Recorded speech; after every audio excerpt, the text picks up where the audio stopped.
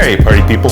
So last year at this time, I published a video on this guy right here. I said that this was the most awesome AR-15 that nobody will buy. And this is the CMMG Banshee, but it's chambered in 5.7 by 28 millimeters. And I went into a whole slew of reasons on why I didn't think people would buy it. Strangely enough, tons of people bought these. And if you want to know more about that, my reasoning behind this, you can go watch that video. I will actually pin that video at the end of this video so you can watch it afterwards. However, CMMG has yet done it again this year with another insane AR-15 that I don't know if anybody will buy or not. And today we're going to talk about why nobody's going to buy it and what it is and why it's so much different than other AR-15s that are available right now. According to the rangefinder, we're 36.5 yards away from the target. Just want to reiterate, whenever you're shooting steel, especially when you're shooting high velocity rounds at steel, you definitely don't want to be too close to it.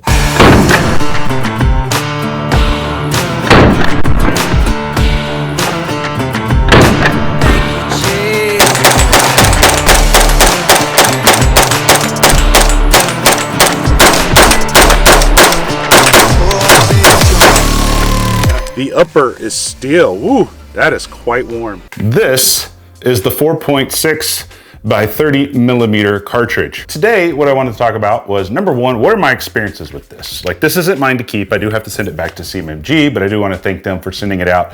They didn't pay me for today's video, nor do I have any affiliate links for this because these aren't really available for sale at the moment because so many people bought the first batch that they're just trying to keep up with production. So they will be available soon. For those of you that are new to this channel, if you follow the first link in the video description, or if you follow the link that's pinned in the comments, it'll take you over to my blog post about this. Over there, I will have a list of links to a lot of different stuff, as well as places where you might be able to find this in the future. If you're new to CMMG or you never heard of them before or ever tried them before, they have a line of pistols and AR-15s and rifles and things called the Banshee line. And the first one I got was this one right here, chambered in 9mm. A lot of people don't understand why I like pistol caliber carbines, and that's because, well, at least with 9mm, I know ammo prices are crazy right now, but when I got this, 9mm was 18, 19, 20 cents a round, and I could shoot this a heck of a lot cheaper than I could an AR pistol, chambered in 300 blackout or 5.56 or 223. And I like that a lot. It also accepted Glock mags, so I could go for my Glock carry gun and use the same magazines. I like that a lot, and I still do to this day because it's still cheaper to shoot 9mm than it is a rifle round. The thing about CMMG is they have something called radial delay blowback, which basically allows the dwell time of this bolt to open up a couple of milliseconds later than it normally would. And what's crazy about that is it dramatically reduces the recoil. I didn't realize it until I shot them in full auto. Here's an example of that here. So you can see right there, one of them was just direct blowback, one of them was radial delay. Huge difference in recoil impulse and managing it, which in turn makes you more of an accurate shooter.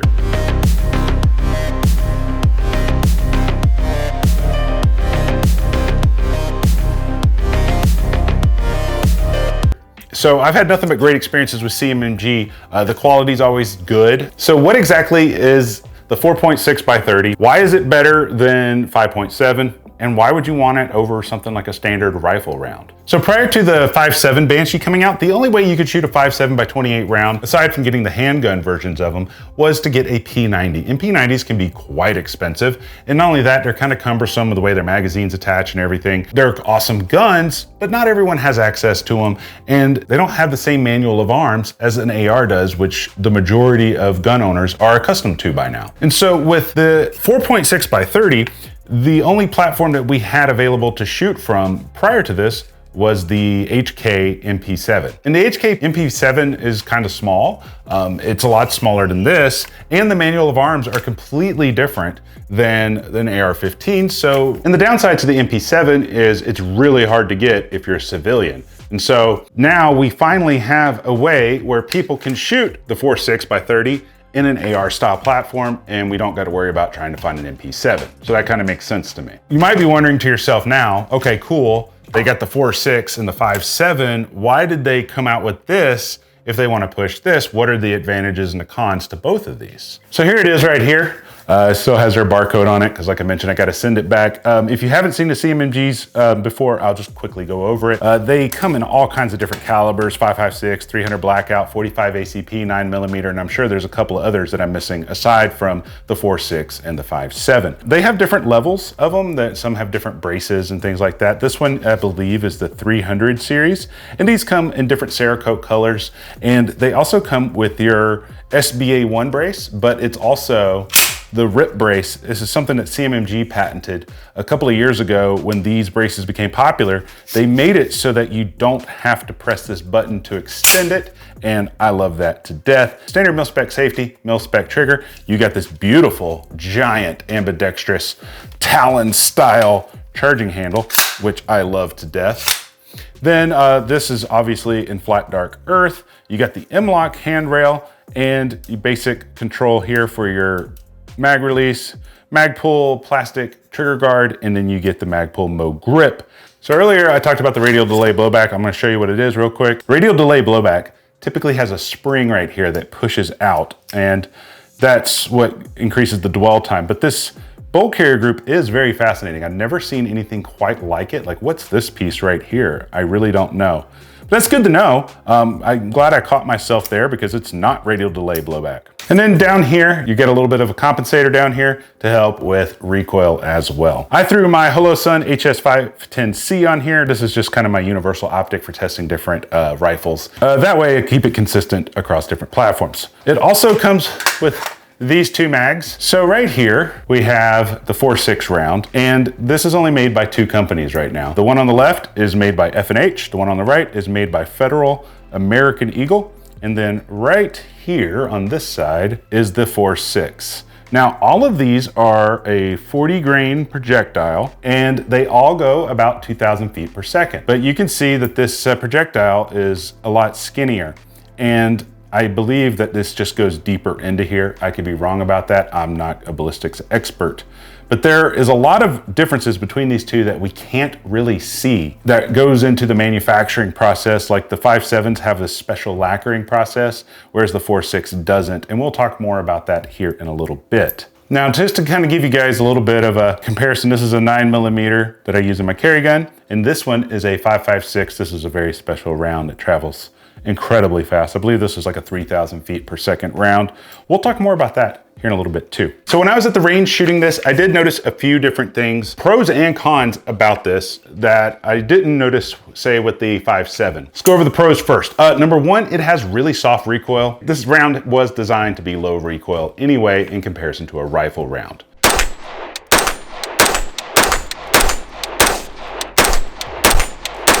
Number two, I was shooting this at about 36, 37 yards away from my still target, and I was getting hits on target as soon as I was able to figure out my point of aim, point of impact. No problems at all. I didn't do like a crazy accuracy test. I just did a silhouette still target, and if I could hit it, I called it good. So the accuracy, it's as accurate as I can be. I'm just like everybody else. I have good days and bad days when it comes to be accurate with guns, handguns, whatever the case is. It's a perishable skill. If you don't practice a lot, you lose your ability to be super accurate. I had zero malfunctions with this. No failure to feeds, no jams, no failures to release the magazines or anything. But I did notice one really big con when shooting this. Once you shoot about a full mag through this relatively quickly, it gets really hot and it takes a really long time to cool down. Don't get me wrong, if I shoot any AR-15 fast enough, they get hot. But I haven't had one to retain heat as much as this one does, and I think it's due to how close this gas block is to the handguard. It got to a point where I was having to hang on to the magazine because even hanging on here was a little bit too hot. All right, so this is really hot, so I'm gonna be grabbing right here, and even right here is pretty hot.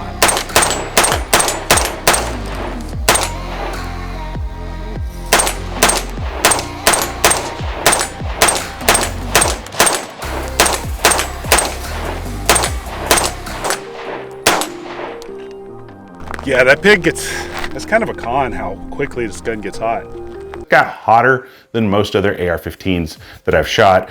Even the 5.7 didn't get this hot. So that is something to be noted. So you might be asking yourself now, okay, cool, man. If I'm on the fence between the 5.7 and the 4.6, which one should I get? Well, I can't tell you which one you should get. This is gonna be a personal choice for you, but I would tell you which one I would get if I was looking to buy one. According to my sources, and if you have other information, please put it down in the comment section below, because I do wanna hear all your feedback on this. For the 5.7, for example, these are very popular. The downside is actually finding the ammo. And obviously we've had supply chain issues this past year and a half, but I got this before March of 2020, and I was still having problems finding ammo in stock. And this is before everybody was buying everything out of fear and we had supply chain issues. So it was a hard round to find. The reason that the 5.7 was so hard to find is, although it looks deceptively like every other cartridge that you might have, you know, the way that it's manufactured, apparently that there has to be special machines and there's special processes involved in manufacturing the ammo.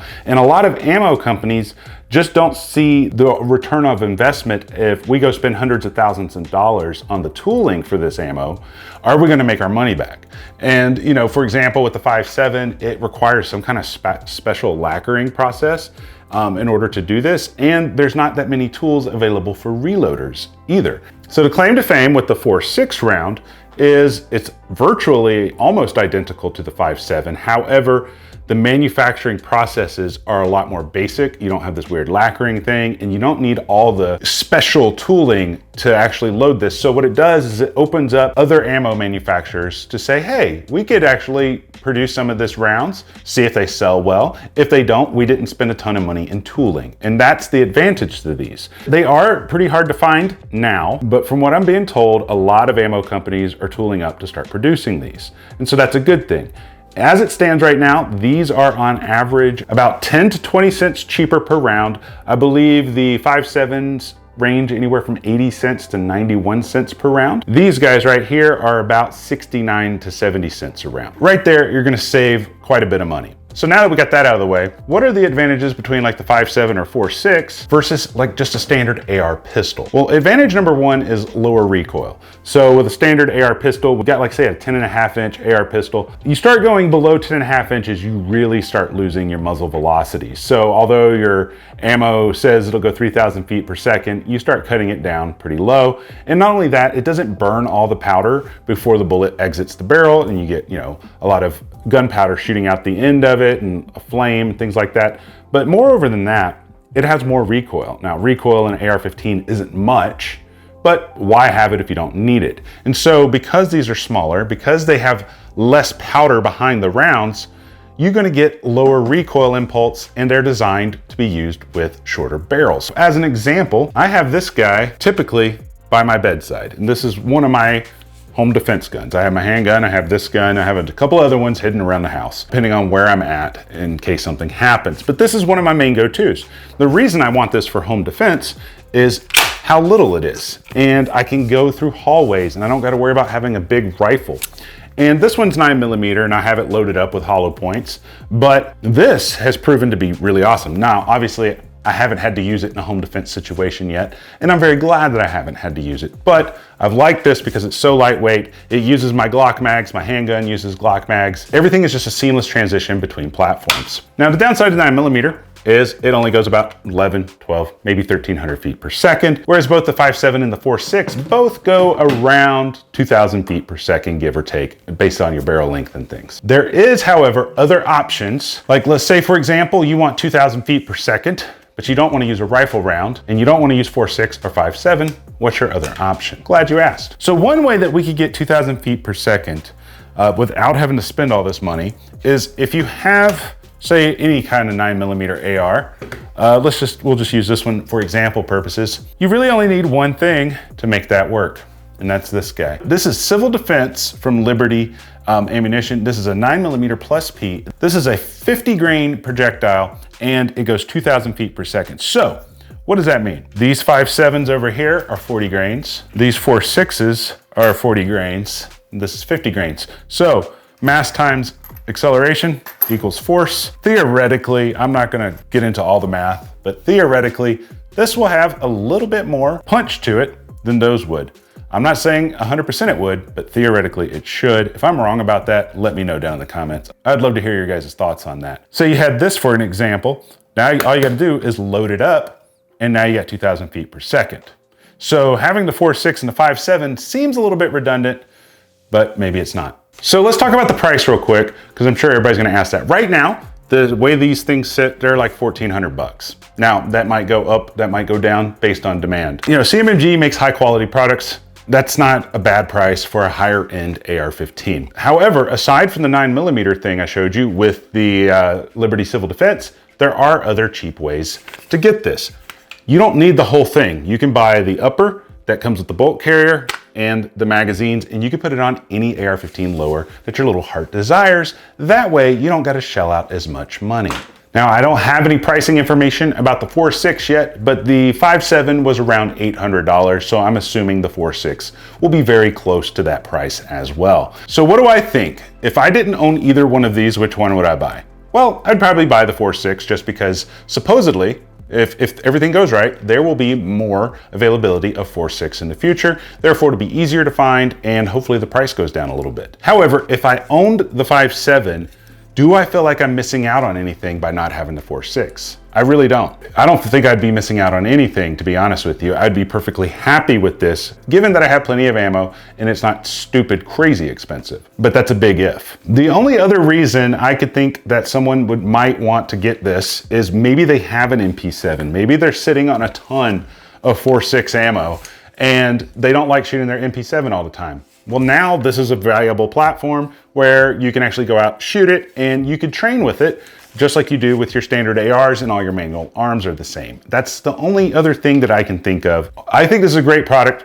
and if I was in the market for it, I would totally buy it with my own money. However, as a guy who just works from home and runs down the street, goes to the range, as a guy that's just basic guy, I don't have any military law enforcement experience, and I'm not the kind of guy that really goes out and trains like G.I. Joe. I kind of talked about that in last week's video. A few people got triggered on that. I don't understand why, but anyways, I don't see a huge advantage for me personally. As I mentioned earlier, personally for me, I prefer 9mm, and when you use the Liberty Civil Defense ammo, you get the same velocity as you do with a 4.6 or a 5.7. Now granted, I will say this, the Civil Defense is more expensive. However, I don't have to always shoot Civil Defense out of here. I can go get cheap 9mm, keep practicing, and then when I wanna load it up for home defense, put the mag in it, put it away. It's for safekeeping, just in case someone breaks in. So for me personally, this is still my favorite AR pistol that's chambered in 9mm of all time. So this coming March will be 4 years that I've owned this, and I still love it as much as I did the day I got it. So at the end of the day, it doesn't matter what I think, guys. It matters what you guys think. Let me know down in the comments section, is this something that you think is viable for you? Do you see any advantages to it for your own personal use? If you do, let me know. If you don't, let me know. I'd love to hear you guys' feedback. Also, let me know if there's something I forgot to mention in today's video, and then maybe in the future I'll make a part 2 and address all of those concerns that I didn't address today. But like I mentioned earlier, if you guys could help me out, like the video, share the video, subscribe to the channel, I would greatly appreciate it. And until next time, guys, I love you. You guys stay sexy.